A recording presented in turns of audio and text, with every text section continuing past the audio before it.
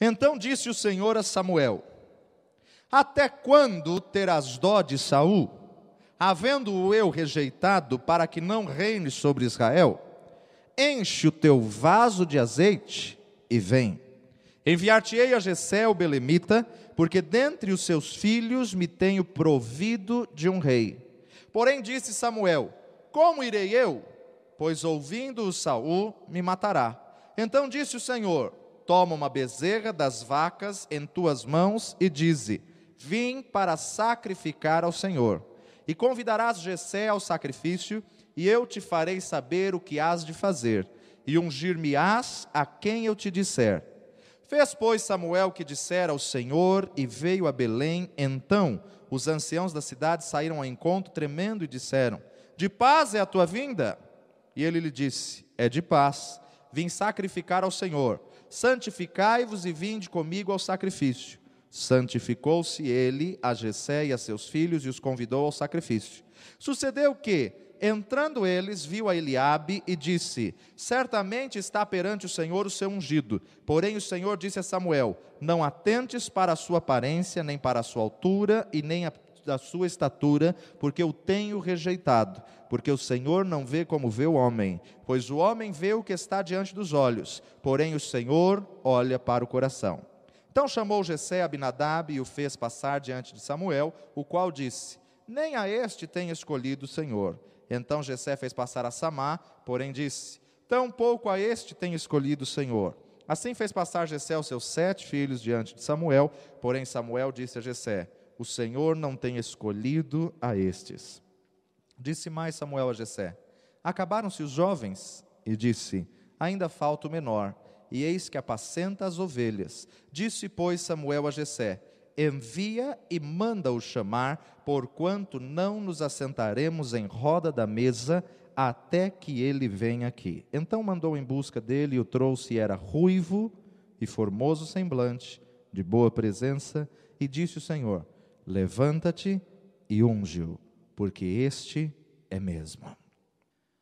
Texto extremamente conhecido, e isso, meu amado, nessa manhã não é uma mensagem, é apenas um aviso, apenas uma conversa, um bate-papo. Disse o Senhor a Samuel. Amados, vamos olhar para alguns detalhes. Primeiro, Deus está falando com o profeta. Deus está falando com o homem, Deus está falando com Samuel. E olha só o que Deus falou: até quando terás pena de Saul? Até quando terás misericórdia de Saul? Até quando terás compaixão de Saul? Até quando você vai ficar tolerando os Saús da vida? Muitas vezes, amados, nós olhamos para alguma situação e nós toleramos. Nós muitas vezes achamos que é pela aparência, está cheio de gente, deve ser de Deus. Meu amado, multidão nunca foi sinal de ser a resposta de Deus. Nós temos que aprender a discernir as coisas e voltar ao princípio bíblico. Quantas pessoas estão errando, quantas pessoas estão falhando, quantas pessoas, meu amado, estão se levantando contra os princípios de Deus, e leva multidões, leva uma série de pessoas fiéis. E você, servo do Senhor, com temor e tremor, oração, jejum, clamor, até quando você vai ter dó de Saul? E alguns até se levantam, espiritualizando a situação, dizendo: não, mas a palavra fala, não podemos nos levantar contra ungido. Meu amado, você não pode se levantar contra aquele a quem o Senhor separou, mas você não pode aceitar as coisas erradas que o tal ungido tem feito diante de Deus. Então tome cuidado, não adianta você abaixar a cabeça, porque é ungido do Senhor. Saul foi ungido desde o momento em que ele desobedeceu, até o momento, meu amado, em que ele estava fiel ao Senhor, ele era autoridade. Mas a partir do momento em que ele perdeu a visão, perdeu o propósito, Deus, o próprio Deus, o rejeitou, e o próprio Deus está dizendo ao profeta: até quando você vai ficar tendo dó de quem está fora da minha vontade? Muitas vezes, por questão ética, nós temos dó, compaixão, e não temos denunciado o pecado. Pecado é pecado.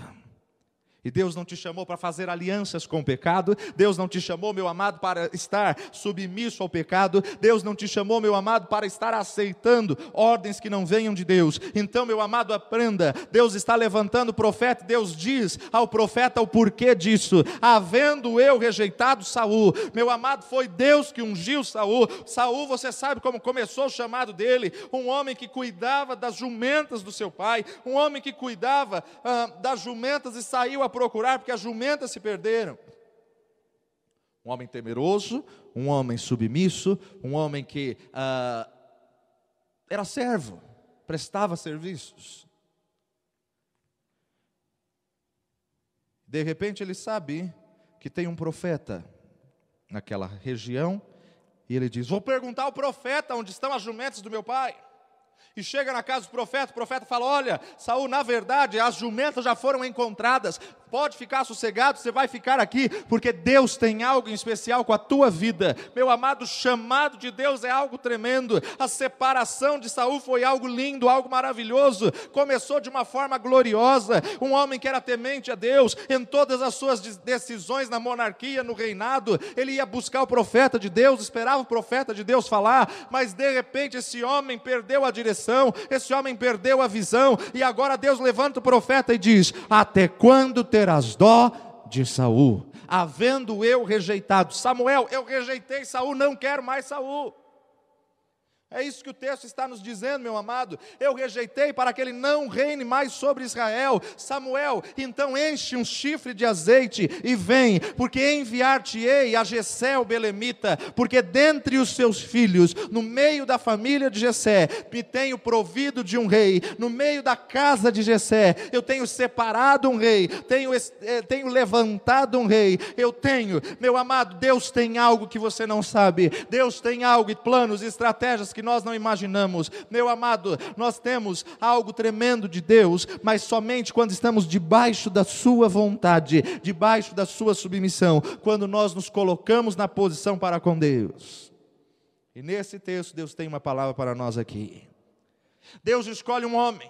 Deus levanta um homem não segundo o conceito humano, não segundo a aparência humana. Deus coloca o homem no trono, meu amado, e Deus, esse mesmo Deus, é o Deus que substitui o homem, é o Deus que substitui Saul, é o Deus que rejeita Saul. Meu amado, esse texto nos mostra algumas verdades. Primeira dela, ninguém é insubstituível. Não adianta a pessoa se ensoberbecer, achar que agora ela está com mover, ela está com unção, ela é a pessoa única, exclusiva e separada por Deus. Não, o único que é único é o nosso Senhor Jesus Cristo, o Todo-Poderoso, único caminho, única verdade, única vida. Ninguém pode ir ao Pai se não for por esse único caminho. Tenho assistido alguns partes de programa, porque não consigo nem assistir o programa inteiro,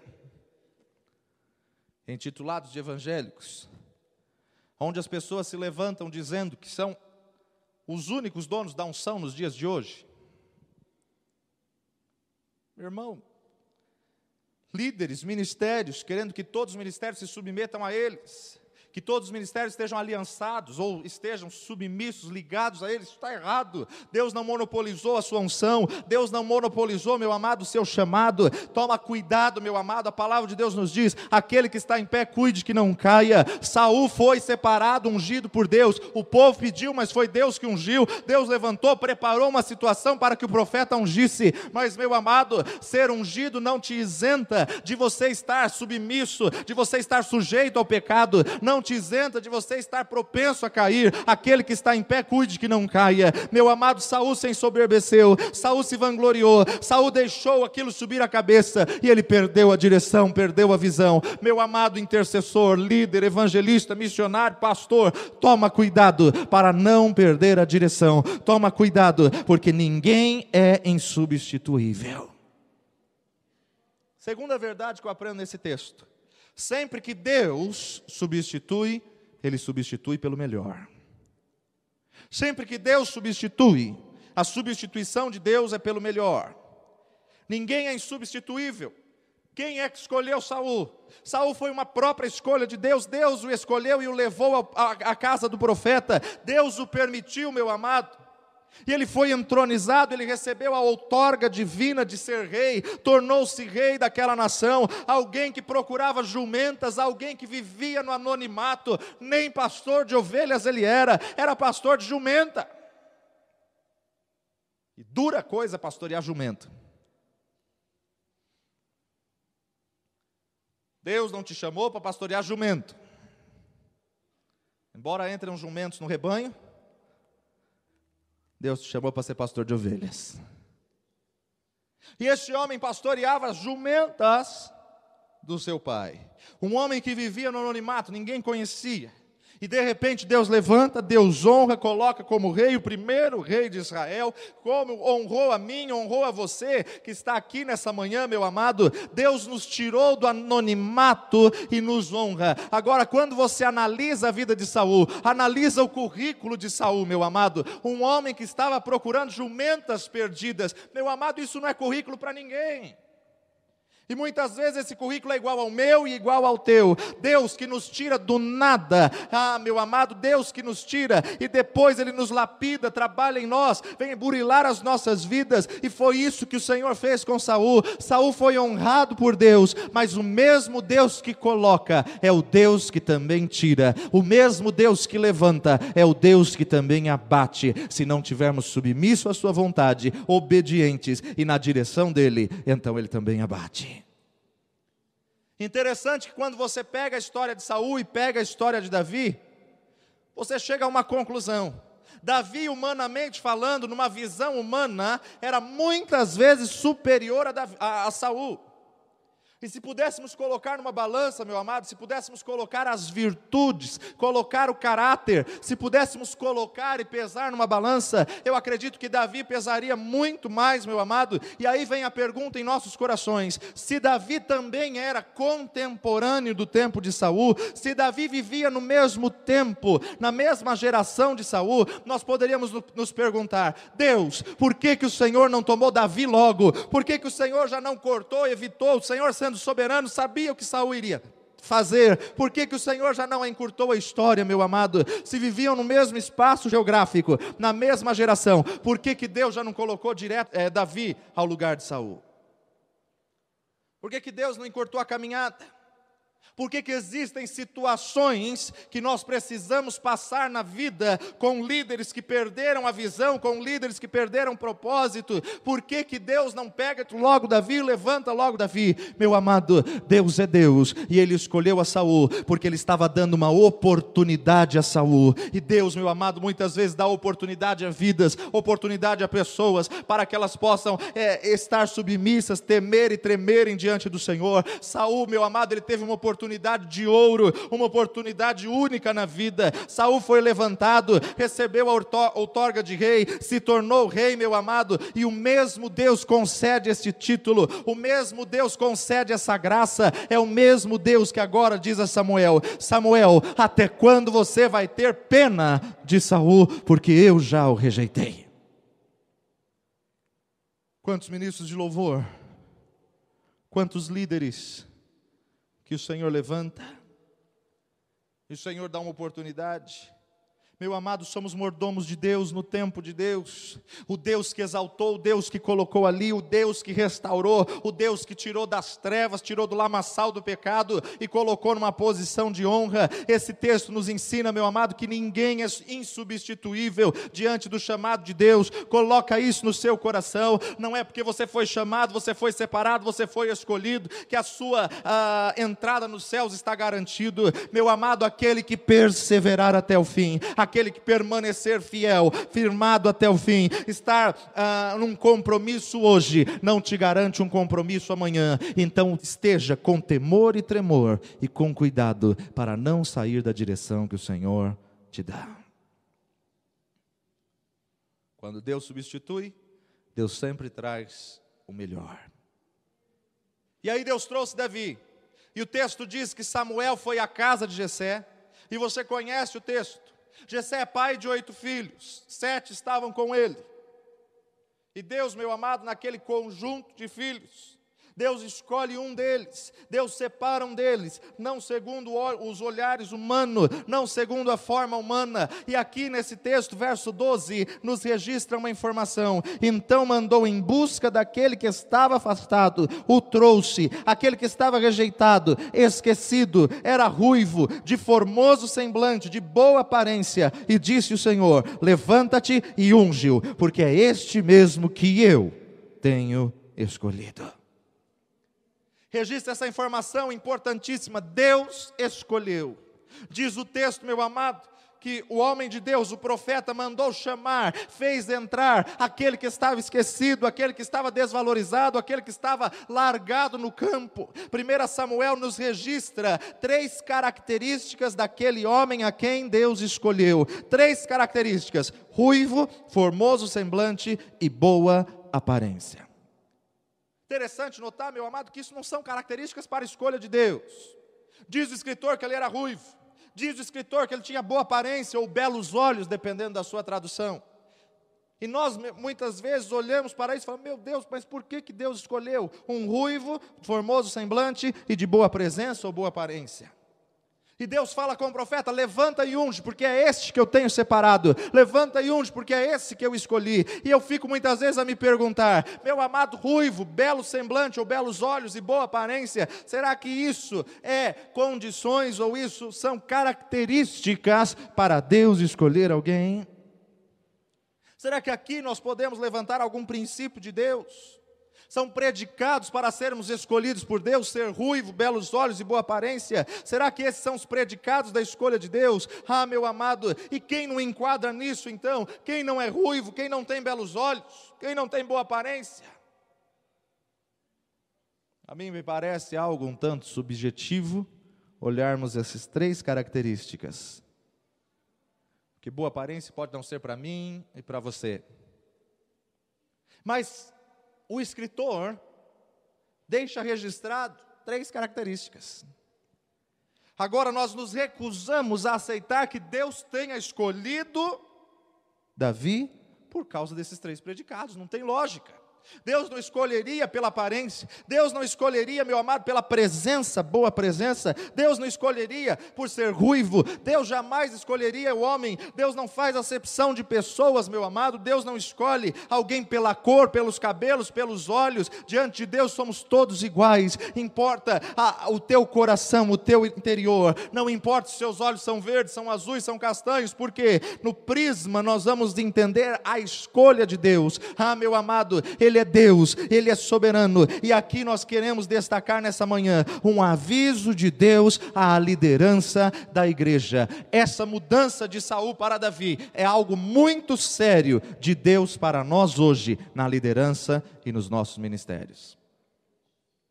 Se Deus não escolheu Davi por ele ser ruivo, se Deus não escolheu Davi, meu amado, por ele ter boa presença, boa aparência, eu quero destacar 2 características, apenas 2, nesse momento, para nós vermos o porquê que Deus escolhe Davi. Salmo 62. Salmo 62. Exortação a que se confie somente em Deus. A minha alma espera somente em Deus. Dele vem a minha salvação. Só Ele é a minha rocha e a minha salvação, é a minha defesa. Não serei grandemente abalado. Até quando maquinareis o mal contra um homem? Serei mortos todos vós. Sereis como uma parede encurvada e uma sebe pouco segura. Eles somente consultam o que hão de derribar na sua excelência. Deleitam-se em mentira. Com a boca bendizem, mas no seu interior maldizem. Ó, minha alma espera somente em Deus, porque dele vem a minha esperança. Só Ele é a minha rocha, a minha salvação, a minha defesa, não serei abalado. Em Deus está a minha salvação e a minha glória, a rocha da minha fortaleza, e o meu refúgio estão em Deus. Confiai nele, ó povo, em todos os tempos, derramai perante Ele o vosso coração. Deus é o nosso refúgio. O que está acontecendo com a liderança evangélica brasileira? Deus levanta um homem, coloca um homem no alvo, Deus coloca um homem no trono, Deus coloca um homem no governo, Deus coloca um homem na liderança, Deus o promove, Deus o exalta, Deus tira esse homem do anonimato, Deus tira esse homem do nada, Deus tira esse homem, meu amado, de nada e coloca lá em cima em evidência, e Deus espera que este homem, quando esteja lá em cima, permaneça em sintonia com o coração de Deus. Deus espera que este homem permaneça submisso na posição para com Deus. Meu amado, às vezes isso não funciona assim, então Deus precisa intervir, e aí Deus intervém, e tira o bom, e traz algo melhor ainda, e o melhor que estava além do anonimato. Davi não estava nem no contexto da casa, Davi estava esquecido numa reunião importantíssima. Quando o profeta chegava nas casas, era algo que estremecia todo mundo. Quando o profeta chegava, meu amado, as pessoas se assustavam. E logo os da casa de Jessé disseram: é de paz a sua vinda? Sim, é de paz a minha vinda, é de paz. Quando você vai estudar profetismo bíblico, meu amado, o profeta passava, as pessoas se dobravam. As pessoas temiam. Ninguém sabia o que Samuel ia fazer na casa de Jessé. Passa o primeiro filho, tremendo, estremecendo. Já tinha se arrependido, pedido perdão dos pecados, até que não tinha cometido. Passa o segundo, passa o terceiro, quarto, quinto, sexto, sétimo. Jessé, tem mais algum filho? Porque o Deus que me falou não mente. Na hora, meu amado, aquele 7, tinha que ser Davi. Davi aprontou alguma coisa. Manda chamar aquele pirralho. Foi Davi, gente, foi Davi. Irmão, quando você vê Davi levando queijinho para os seus irmãos, você imagina um pouquinho como era a casa de Davi. O que você está fazendo aqui? Era para você estar lá em casa cuidando das ovelhas do pai. Quem mandou você vir até aqui? Menino, isso não é coisa para você não, sai daqui, o gigante está querendo matar a gente, você está aqui. Meu amado, olha o contexto familiar em que este moço vivia, o contexto familiar de rejeição, de complexos. E tem 2 pontos aqui que eu quero destacar. Primeiro deles, ter um ruivo na família era sinal de vergonha. Sabia disso? Para a família de Israel, se o filho nasceu ruivo, era porque era problemático, tinha problemas. E Deus faz questão de, no registro da escolha de Davi, dizer: a família o rejeitou porque ele era ruivo, mas eu escolhi aquilo que a família rejeitou. Era necessário dizer o texto, era ruivo. Segundo ponto, era vergonhoso para a família de Israel ter um filho cuidando das ovelhas. Sabia disso? Porque se o filho caçula estivesse cuidando das ovelhas, isso era um sinal que a família era pobre, que a família não tinha condições financeiras de pagar um empregado. Então o caçula que cuidava, o caçula que limpava a sujeira, o caçula que ia lá para o campo. Então, meu amado, dizer que tinha um filho, quando ele soube que o profeta Samuel estava vindo em casa, Jessé falou: gente, nem fala que Davi está lá. Nós vamos trazer o filho caçula, vamos mostrar a nossa fraqueza, para o profeta, não pode falar, deixa ele escondido lá, deixa ele esquecido lá. Aliás, ele é ruivo, então ele é um dos nossos empregados. Humilhação, vergonha e excluído por causa da sua aparência. Agora, quando passa os filhos, Samar, quando passa os filhos, um belo, formoso, alto, forte, é esse Senhor.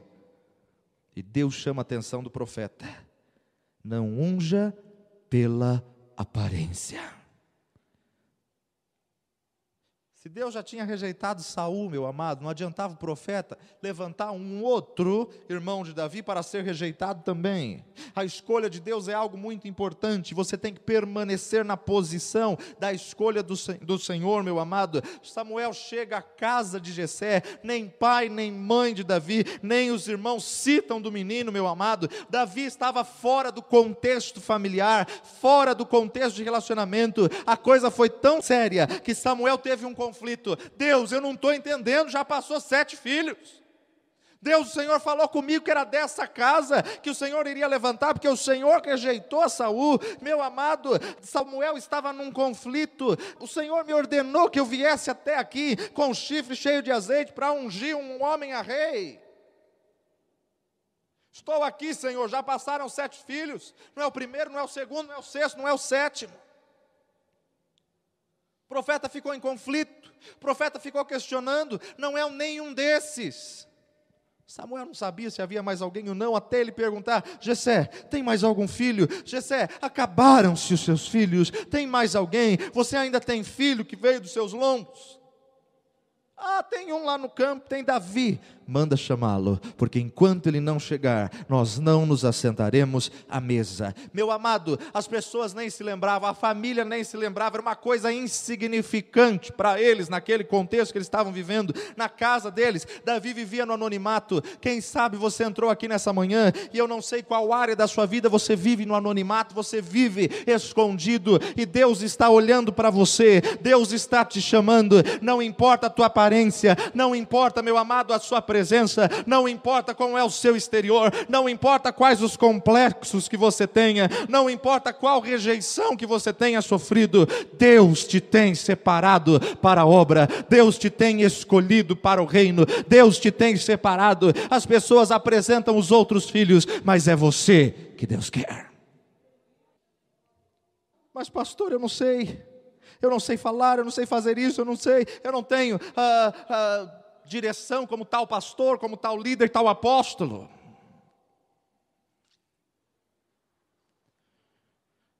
Talvez você esteja nessas avaliações que se fazem em muitos lugares,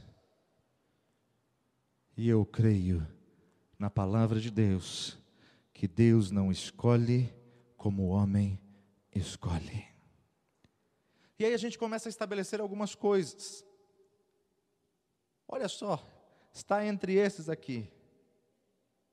Eu sou deste, eu sou daquele, eu sou do trabalho com aquele outro, por fora do trabalho, com aquele. Aí tem 5, tem 7. De repente Deus tira alguém do anonimato. De onde surgiu? Da onde veio? Ruivo, rejeitado pela sociedade.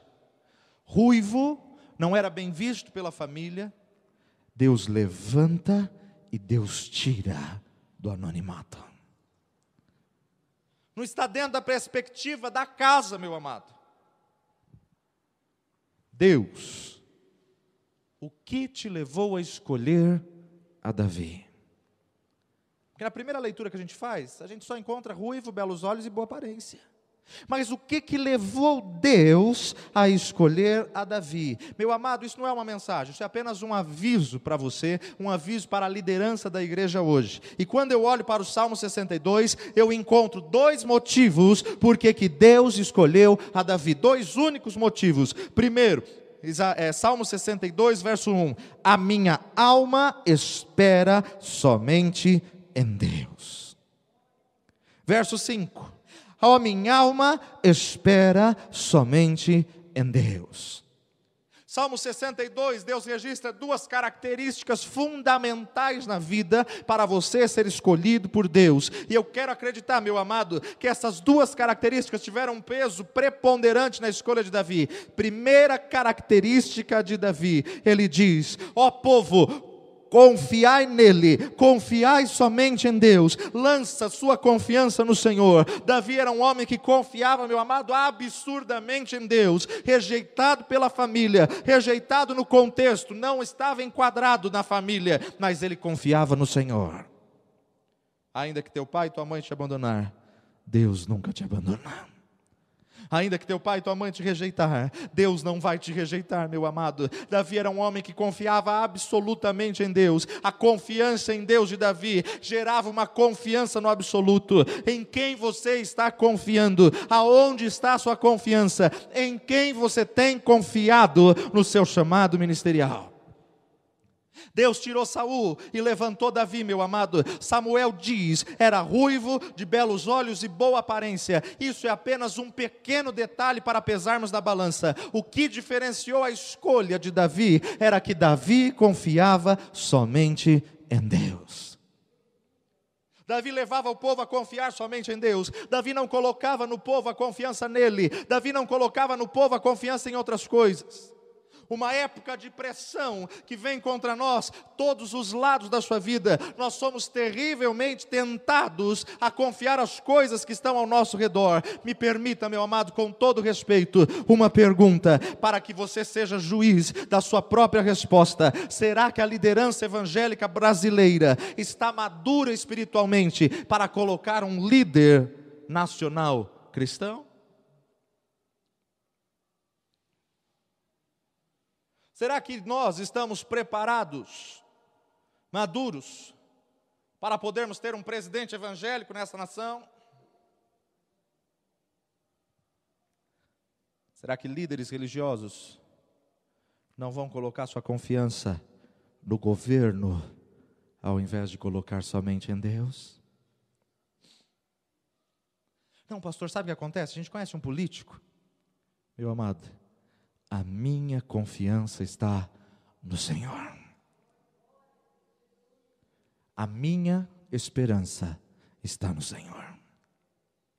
Não, pastor, mas a gente conhece fulano, conhece Beltrano, conhece ciclano. Se Deus não fizer, eles não podem fazer nada. Aonde está a sua confiança na hora da adversidade? Aonde está a confiança na hora da pressão, na hora do problema?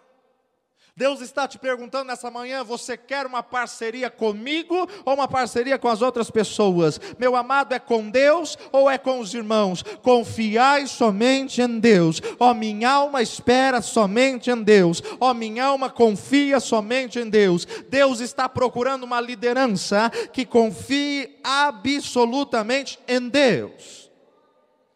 Deus está procurando, esqueça tudo ao teu redor. Se você quer ter sucesso, se você quer ter glória, aprenda com Davi, aprenda, ó povo, confiai somente em Deus. É confiando em Deus que nós vamos saltar muralhas, é confiando em Deus, meu amado, que nós vamos viver o milagre, é confiando em Deus que o Senhor vai prover, no monte do Senhor se proverá. Uns confiam em carros, outros em cavalos, mas nós faremos menção do nome do Senhor nosso Deus, porque a nossa confiança está em Deus. Tem uma série de líderes hoje que está precisando ampliar as tendas, e Deus está dizendo, confiai em mim, ó povo, confia em mim, eu vou agir na tua vida. Você precisa aprender a andar sobre as águas, você vai passar por onde você nunca pensou que passaria. Pastor, é fácil confiar em Deus? Não, meu amado, não é fácil. E quanto mais você cresce ministerialmente, mais difícil fica confiar no Senhor. Porque começa influências, começa propostas, influências com pessoas influentes, juízes, desembargadores, e aparece um problema aqui e outro ali. Aonde está a sua confiança? Não, a minha confiança está naquele irmão que dá um bom dízimo. Ih, meu irmão, pode esquecer. Quantos pastores deixaram de pregar a verdade? Porque se falar a verdade, podem perder uma pessoa que mantém o ministério. Aonde está a sua confiança? Aonde está a sua esperança? Nós não podemos nos compactuar, meu amado, com os pecados, não podemos nos compactuar com as situações. Nesse último domingo nós trouxemos uma palavra acerca de submissão, autoridade. Qual autoridade você está seguindo? Autoridade de Adonias ou autoridade de Davi? Qual autoridade? Usurpada ou conquistada? Qual autoridade que você tem se submetido? E no contexto dessa mensagem, falamos algumas coisas sobre pecado. Uma geração que tem se corrompido, que tem se afastado dos caminhos do Senhor, uma geração que tem deixado o pecado invadir. E no contexto da mensagem, eu falei contra a fornicação, falei contra o adultério. E depois algumas pessoas vieram me procurar, que havia um casal aqui dentro, estão em pecado, não são casados, e começaram a fazer um comentário em voz alta na hora da palavra. Eu não concordo. O tempo que nós estamos vivendo, a gente primeiro tem que experimentar, primeiro a gente tem que ter relacionamentos para ver se é isso realmente que a gente quer. Na hora do culto, jovens, as pessoas vieram me procurar essa semana, conversando. Meu amado, a que ponto chegamos? Aonde tem estado a sua confiança? Quantas pessoas se sentem seguras porque conheceram um político influente em Brasília? Quantas pessoas se sentem seguras porque entrou um irmão com bom dízimo? Quantos líderes se sentem seguros pela quantidade de pessoas que Deus colocou? Meu amado, eles precisam de Cristo, precisam, político também, pode ser bom, pode ser o que quer que for, meu amado, mas nós temos que entender que a palavra de Deus nos alerta: ó povo, confiai somente em Deus.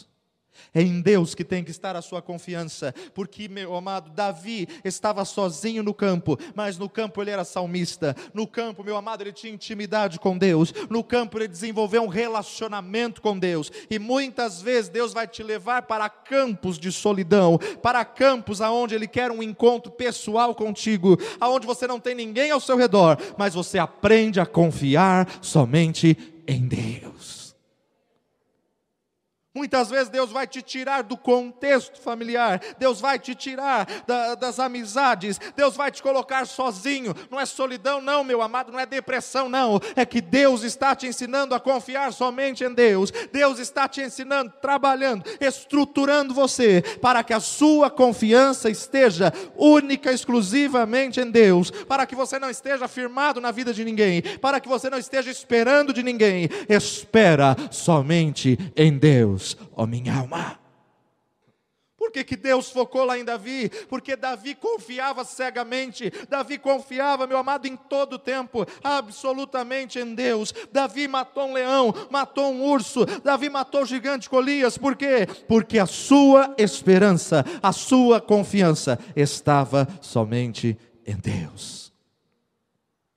Confiar em Deus quando tudo está bem é fácil. Confiar em Deus quando a tempestade vem, aí é difícil, meu amado. Alguém lhe chama e te diz: olha só, isso é para você. Não abra a boca, fica quieto. As pessoas colocam muitas vezes situações que você nem esperava, e você fica naquela situação, meu amado, você não sabe o que fazer. Senhor, me dá graça para dizer não. Às vezes é uma situação, é algo que você necessita, algo que você precisa, e você diz não, porque a minha confiança está no Senhor Todo-Poderoso. No tempo da adversidade, aprenda a confiar somente em Deus.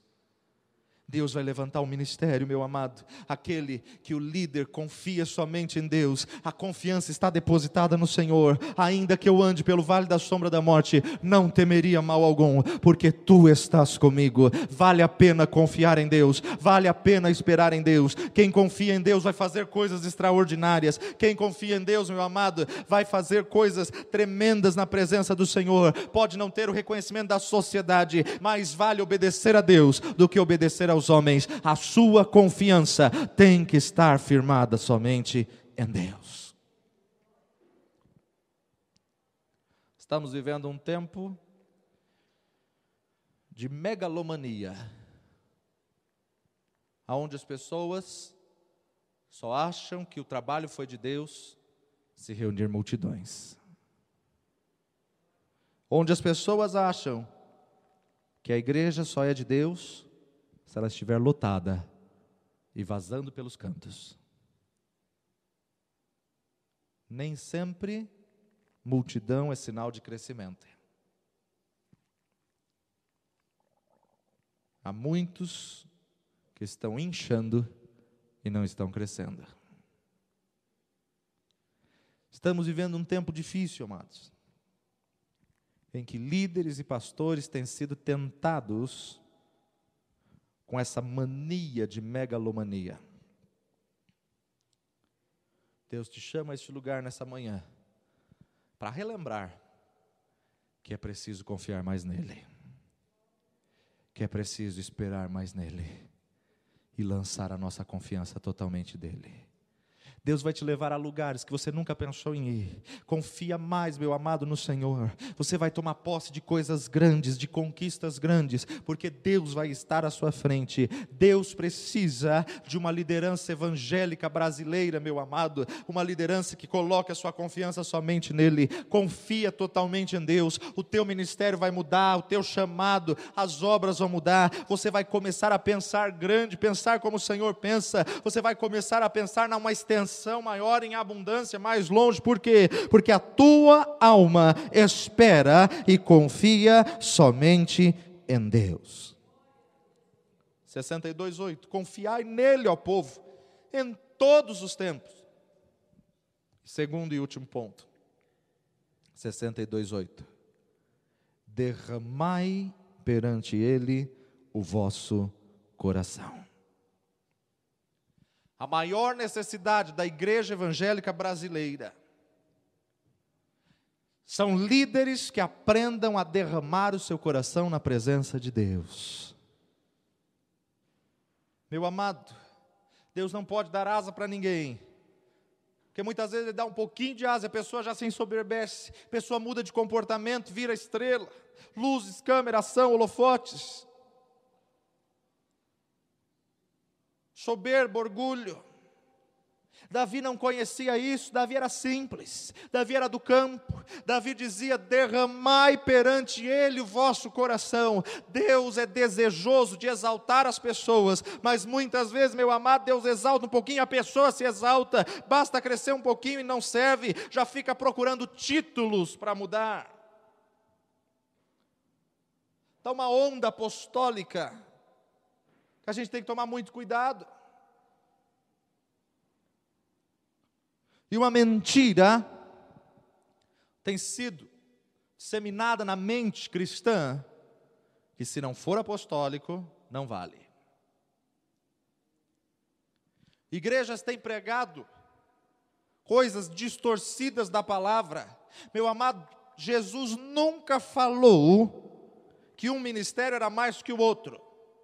A mão ministerial, apóstolo, profeta, evangelista, pastor e mestre, os 5 estão no mesmo patamar, os 5 estão na mesma posição de hierarquia, os 5 estão no mesmo nível espiritual. Meu amado, o apóstolo não é mais que o profeta, e o profeta não é mais que o apóstolo, o profeta não é mais que o mestre, e o mestre não é mais que o evangelista.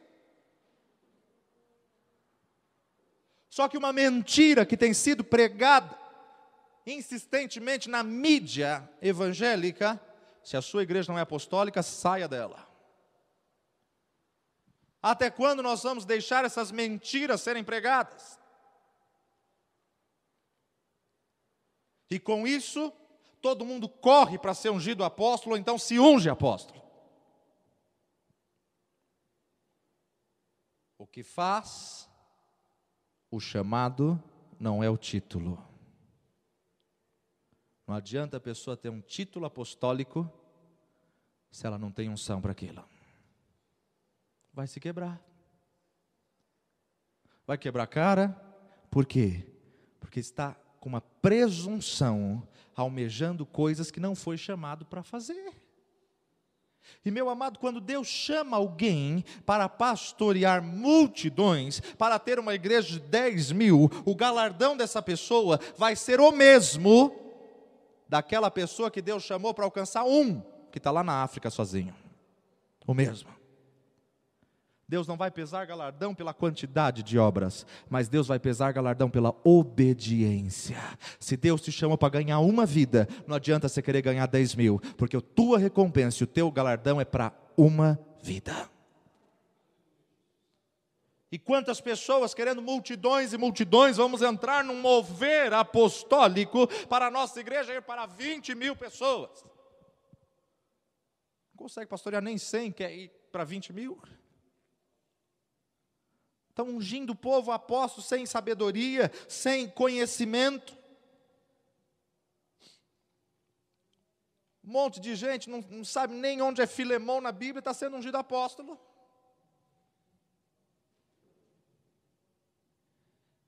Derramai perante ele o vosso coração. Quantas pessoas se tornam intocáveis, e só porque recebeu um título, nem tem unção para aquilo, chamado muito menos, mas só porque recebeu um título, agora coloca assessor do assessor do assessor para poder falar com ele.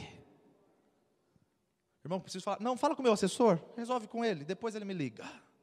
Irmão, que ponto estamos chegando? A que ponto está a liderança evangélica brasileira?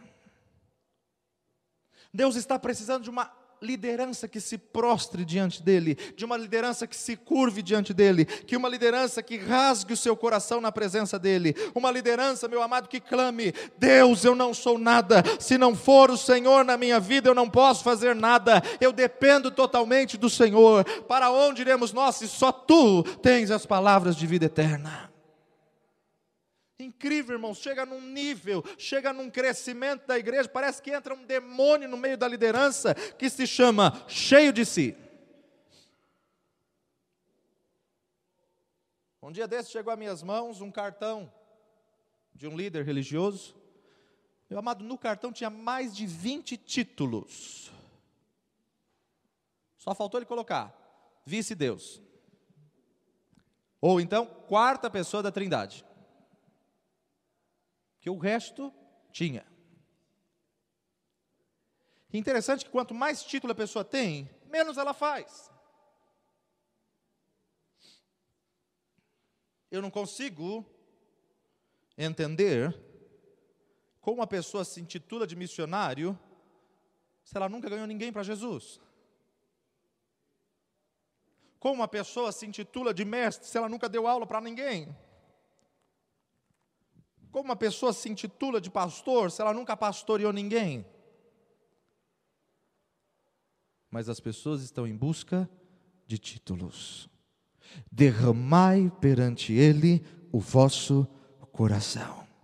Você está no anonimato, meu amado, derrama perante Deus o seu coração, derrama na presença de Deus o seu coração, que a glória de Deus vai se manifestar na tua vida. Humilha-te, esvazia-te, não permita a glória humana, não permita estar cheio de si, não permita, meu amado, que isso venha fazer parte do teu ministério, venha fazer parte do teu chamado. Em muitos lugares por aí, meu amado, não só apóstolo, mas há pastores intocáveis, há pessoas intocáveis. Tem lugar que a pessoa, meu amado, entra pela porta do fundo depois que o culto começou e sai antes do culto terminar. E quando você vai tentar falar com alguém, aonde ele está? Não, já sumiu, já foi. Por que Deus escolheu a Davi? Primeiro, porque a sua confiança estava somente em Deus. E segundo, porque era um homem que derramava o seu coração diante do Senhor.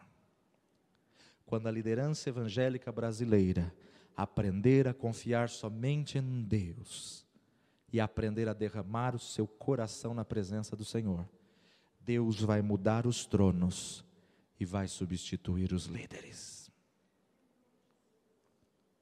Deus vai mudar os tronos, Deus vai substituir os tronos. Aquele que está em cima, o Senhor vai abater. Deus vai substituir lideranças, meu amado, tão simplesmente por uma questão de soberba. Porque Deus resiste ao soberbo, mas dá graça ao humilde. Deus resiste à vaidade, à presunção. O Senhor quer substituir. Até quando terá dó de Saul? Até quando terá dó de Saul? Meu amado, ninguém é insubstituível. Tu dizes que estás rico, abastado, dizes que estás completo, porém eu te digo que tu és miserável, pobre, cego e nu. Palavras do Senhor Jesus Cristo. Deus vai mover a liderança evangélica brasileira. É tempo de limpeza na sua casa. É tempo de limpeza na sua igreja. Deus vai mover lideranças, meu amado. O machado está posto à raiz das árvores. E o Senhor está procurando corações como o coração de Davi. Habilite-se, porque Deus está buscando Davi. Está esquecido, está no anonimato, mas a confiança, a esperança está somente em Deus. E o coração está sendo derramado continuamente diante de Deus. Habilite-se, fale a verdade de Deus, fale a verdade com Deus, fale a simplicidade que há nele, com transparência, com coração sincero. Fale apenas com comprometimento com Ele, sem contemporizar ninguém e nada. Derrame-se perante Ele, rasgue o seu coração diante dEle, esvazie-se na presença dEle. Feche seus olhos. Se você tem sido identificado como Davi, derrame-se mais na presença dEle, quebrante-se mais na presença dEle. Mas se você tem sido identificado como Saul, se arrependa hoje e volta para a direção do Senhor. Pai de poder e de graça, tem misericórdia, Senhor, da tua igreja. Tem misericórdia, Senhor, do teu povo. Tem misericórdia, Senhor, da liderança evangélica brasileira. Tem misericórdia, Senhor, da nossa nação. Pai, nós clamamos, Senhor, não deixa, Senhor, a tua igreja se perder pelos títulos e pelos moveres. Não deixa, Senhor, a tua igreja se perder pela soberba, pelo orgulho, presunção e altivez. Pai de poder e de graça, tem compaixão, ó Pai, dos líderes, Senhor. Quantos, Senhor, que estão no anonimato, mas com coração sincero, com coração quebrantado, e tem sido pressionado, Senhor, pelos moveres, tem sido pressionado, Senhor, pelas lideranças, tem sido pressionado, Senhor, pelo povo muitas vezes. Senhor, tem compaixão das nossas vidas, ó Pai, não retire de nós o teu Espírito, ó Pai, não retire de nós a tua presença, Senhor, Senhor de poder e de graça, não nos deixa perder a visão, perder a direção. Pai de poder e de graça, levanta, Senhor, pastores segundo o teu coração, pastores, ó Pai, numa posição de humilde, Senhor, em nome de Jesus, com o coração, ó Pai, em Ti, com o coração firmado em Ti. Como igreja, nós nos arrependemos pelo pecado da tua igreja, da soberba, da presunção, da altivez. Deus de poder e de graça, tem misericórdia da tua igreja, Senhor, tem misericórdia do teu povo, da liderança nacional, ó Pai, no nome de Jesus nós clamamos, haja renovo, haja restauração, haja restituição. Tem misericórdia, Senhor, da tua igreja, tem misericórdia das vidas, ó Pai, que estão cegas nesse mover, estão cegas nessa direção. Altíssimo e santo Deus, Deus de poder e de graça, tem misericórdia do teu povo, Senhor. Poupa o teu povo da vergonha, poupa o teu povo do escândalo, poupa o teu povo, Senhor. Fiel, santo e justo, nós clamamos, ó Pai, pela tua obra, clamamos pelos líderes, pelos intercessores, pelos diáconos. Levanta obreiros para a tua seara, levanta ceifeiros com coração sincero, levanta, Senhor, intercessores, levanta, Senhor, diáconos, levanta, Senhor, obreiros para a tua casa, Senhor. Ó fiel, santo e justo, clamamos a ti, ó Pai, porque vão é o socorro do homem. Clamamos a Ti, ó Pai, porque sem Ti nada podemos fazer. Deus de poder, levanta a Tua igreja com um coração sincero, levanta a Tua igreja, Senhor, com um coração exemplar, um coração propenso a Ti, um coração derramado na Tua presença, Senhor, no nome de Jesus, ó Pai. Nós repreendemos todo espírito de soberba, de orgulho, de presunção, de altivez, em nome de Jesus, seja repreendido do meio da Tua casa, do meio do Teu povo, em nome do Senhor Jesus Cristo. Pai de poder e de graça, vem, Senhor, com a Tua unção, vem, Senhor, com Teu quebrantamento, quebranta, Senhor, o coração do Teu povo, quebranta-nos, ó Pai, na Tua presença, no nome precioso de Jesus, nós clamamos. Derrama da Tua porção sobre as nossas vidas, para a Tua honra e Tua glória, no nome precioso de Jesus. Amém e amém.